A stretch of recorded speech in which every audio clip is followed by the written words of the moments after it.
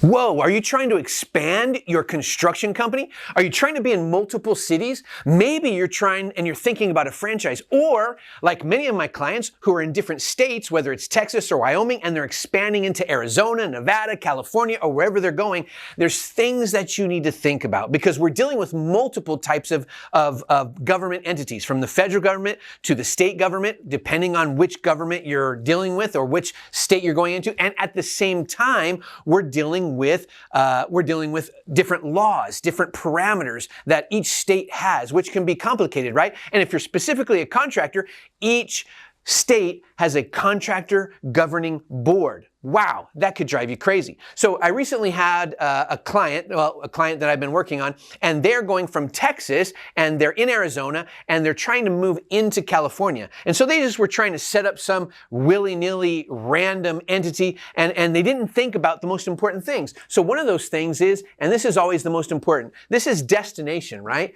Destination. Where are you going? If we don't know where you're going, then how are we going to architect your business and get you there? And when you know where you're going, then we could lay down the foundation to get you there. So if you're in another state and you're trying to navigate all these rules and laws, I want to warn you, be careful of just listening to all kinds of random people on TikTok, on the Googly, on everything else, looking for videos, trying to find out solutions so you could save money. Because at the end of the day, I had a guy come into my office, he had an appointment, and he said, Alan, check it out. Okay, so Look, I got this. Look, I went here and I got this done. I went here and I got this done. I took care of this over here because, I've been watching the TikTok. And so, hey, I think I got this pretty much. Can you take a look at this and let's see if we can architect? I'm like, bro, are you just trying to save money or what? He's like, well, mama didn't raise no dummy. I could do a lot of this stuff myself. And I go, yeah, and you could have gone in the wrong direction. I didn't say that yet. But what I did is I said, well, let me take a look. Give me all your information. So I pull up the corporation. I grab all his data and his paperwork, and I'm going through his paperwork, and I realize, hey, something's wrong here. So I go back to the corporation. I realize, hey, you set up the corporation wrong. No. But I went to one of these big companies. Don't they know construction? I'm like, no. You got to go to a company that specializes in construction. Hey, we're Contractor License School. We specialize in construction. Not only that, but I own CorpNation that sets up entities all over America, whether it's an S Corp, a C Corp, an LLC, a ROBS, all these nonprofits, all these things we set up and we put them out there all over America. We've been able to help a lot of people. And so I sat with this guy and I said, hey, this is wrong. You got to take that back. You got to take that and have them fix it. He's like, well, can you fix it? I go, I could fix it, but you're trying to save money and they did it wrong, so you should probably take it to them. And he's like, oh man, well, what about this stuff? I go, all this stuff is purposeless and void at this stage because this has to be fixed before that can be submitted. He's like, he walked out of there and he realized that sometimes trying to watch all the YouTube videos of people who are talking specifically about their niche business is not going to benefit what you're trying to do because everything comes down to right here, destination, ladies and gentlemen. The other thing is, once we have that and we're trying to determine, are you multiple states? What are you doing? How do we set that up? Is it going to be an S Corp? Can it own the LLC over there? Is it going to be a family bank, or is it going to be not a family bank? Well, that works too.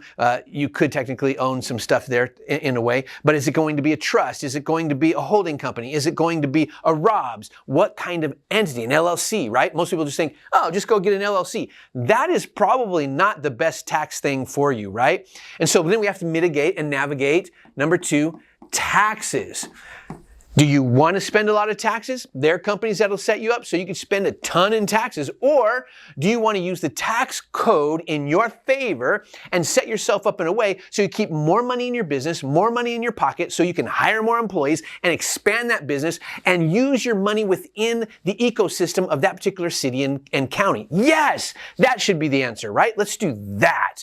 And so that's what we do. So then we sit down and go, okay, let's navigate based on your destination.